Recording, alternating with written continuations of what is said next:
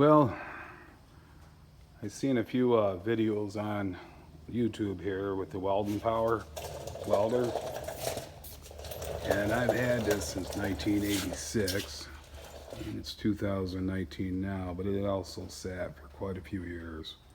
The problem I had was first getting the engine going, cleaning the carburetor out and getting that running, was I was not getting any voltage to my stinger or any voltage to my 110 outlets. Some of the good YouTube videos out there had mentioned looking at the slip ring, which is this little deal, my camera in there right there, and checking for cracks. I found none on it.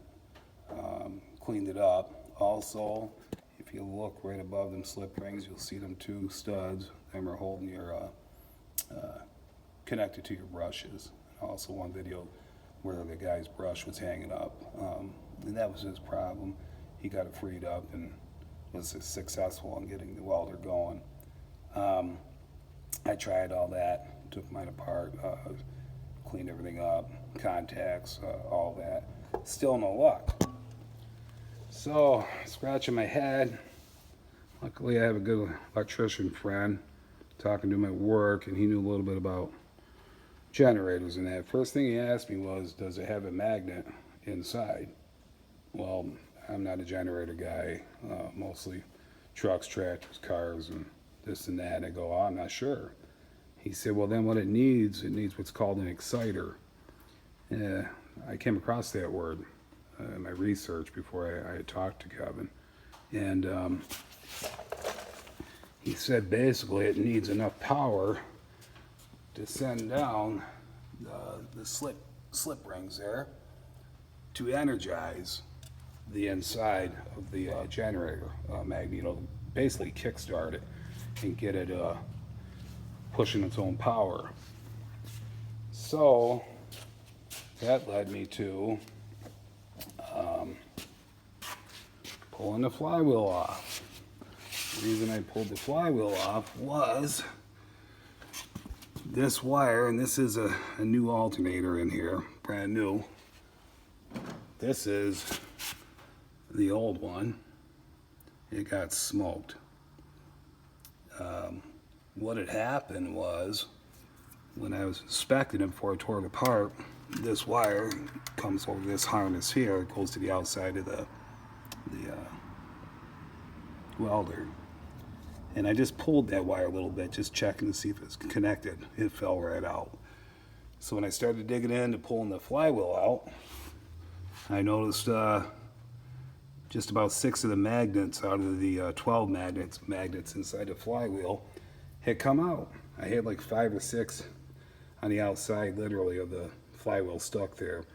And when the glue, because it is a 1986 welder, had let go on the magnets, it smoked the alternator, smoked the wire, the old wire that was on it, and disconnected me.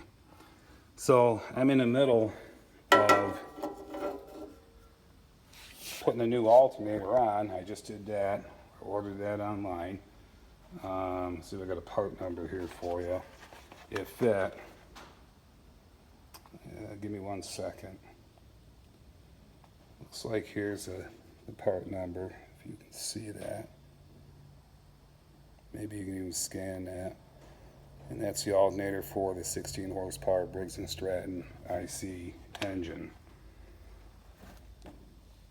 So I mounted that on, followed their instructions, make sure it's not touching in the back. You don't want this touching your cast. So they do give you new screws, and they also give you little washers, little shim washers that you put behind there to shim it out away so it's not contacting this metal piece here for the alternator. Seems to fit on good. Now I just got to go home, and I acquired another flywheel with the same size magnets, same radius on those magnets, and I'm gonna rebond them down, get them all set, spaced apart right, or spaced maybe, I don't know, 5/8 of an inch, 3/4 of an inch apart. And I'm going to bring that back up and see what kind of success I have at getting this going. But just a little heads up to you guys, if it does quit, that glue don't last forever, as I found out. Like I said, I bought this thing brand new in 1986, and it did let loose, and the magnets flew and kind of destroyed everything. And heck, I wasn't really aware of it until that friend of mine talked about it. I had to be excited. So the only place to excite that power would be your alternator, which also charges your battery. So it made perfect sense. I'll let you guys know on the next video how I made out. I'll bring the flywheel up and put that on and see if it is a success. But I just want to give everybody a heads up of something else that could be wrong. I'm hoping this is it, because it made total sense when he explained that to me.